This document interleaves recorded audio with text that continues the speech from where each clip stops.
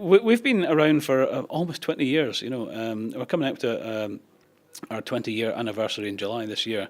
And during that 20 years, I mean, I've been part from the very beginning, and I'm great to have employers that let me spend this time to actually, dedicate to trying to improve safety across the industry. And that's been our goal from the very start. Initially, it was to try and reduce the amount of safety meetings there were, because it was becoming far too onerous for owners. And I was a ship owner's representative at the time. But it just gathered pace and became much more of an institution to try and drive safety within the offshore industry and beyond, if possible. And we have actually sort of managed to have a worldwide impact now. We have the Australian Australasian Maritime Safety Association that's now been developed, mirroring themselves on us, which is fantastic, and we're looking to try and do the same in Canada and Mexico as well. It's taking a little bit of time to get them going. We've been instrumental in initially the Northwest European Area Guidelines, which was the extension from the original sort of document that was done by BROA. Not BROA, the Offshore Support Vessels Association. And then we worked with industry to try and get to a new document in conjunction with the Chamber of Shipping and other parts of the European industry, to a document that could be used by any vessel that worked in the different sectors of the North Sea.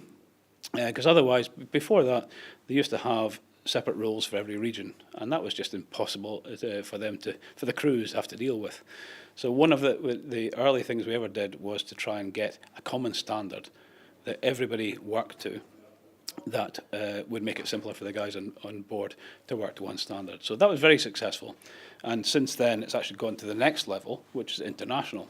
So we have the guidelines for offshore marine operations.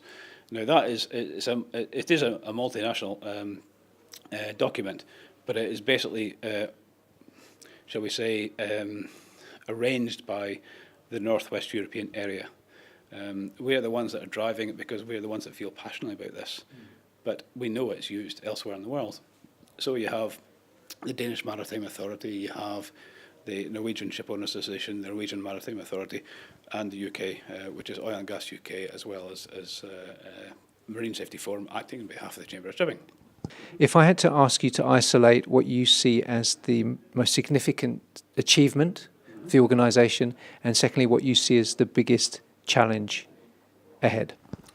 Certainly the biggest achievement to us was there was a major incident with the Bourbon Dolphin, which basically rattled the whole industry. It should never have happened. It was a modern vessel that capsized with a tragic loss of life. There was a whole range of things that we became aware of before the final judgment that were wrong. And we put together 6 work groups to deal with each one of these, lines of inquiry, as it were, and got all the right people together to try and develop industry guidance that would all follow, to preempt anything that came from the governments. And they were quite the governments were actually quite happy with what we developed as an industry guidance. That the legislation that evolved from that was actually very small. So that was a major achievement. We believe that anchor handling in particular is much safer now than it has been for many, many years. And the same applies to general marine operations, because a lot of it, transgresses into different areas of the sector. The other question? The biggest challenge ahead.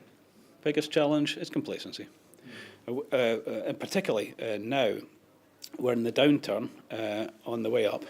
There's going to be a big ingress of new people coming into the industry who have no experience and no past knowledge of all the pitfalls that's hit us.